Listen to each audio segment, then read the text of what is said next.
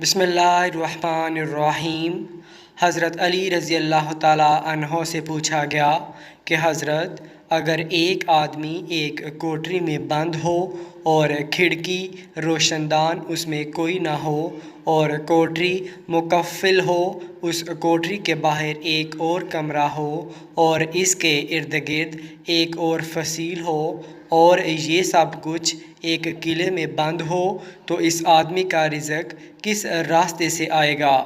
حضرت علی رضی اللہ تعالیٰ عنہ نے فرمایا کہ اللہ بہت کریم ہے، جس راستے سے اس کی موت آئے گی اسی راستے سے اس کا رزق آ جائے گا۔ ایک مرتبہ رسول اکرم صلی اللہ علیہ وآلہ وسلم کی خدمت میں دو شخص حاضر ہوئے۔ ایک نے دعویٰ کیا کہ حضور صلی اللہ علیہ وآلہ وسلم، میرے پاس ایک گدھا تھا اور اس شخص کے پاس ایک بیل، اس کے بیل نے میرے گدھے کو مار ڈالا۔ حاضرین جلسہ میں سے ایک صاحب بولے کہ جانور بے زبان پر کیا زمان و توان؟ اللہ کے حبیب حضرت محمد صلی اللہ علیہ وآلہ وسلم نے فرمایا کہ اے علی، تم ان دونوں میں تصفیہ کر دو۔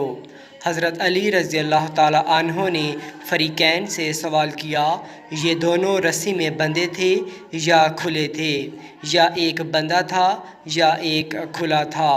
فریقین نے جواب دیا، گدھا بندھا تھا مگر بیل چھوڑا ہوا تھا اور بیل کا مالک اس کے پاس تھا۔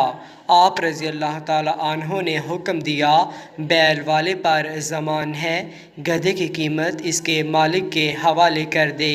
حضرت محمد صلی اللہ علیہ وآلہ وسلم نے حضرت علی رضی اللہ تعالیٰ عنہ کا یہ فیصلہ بہت زیادہ پسند فرمایا اور یہی حکم جاری کیا۔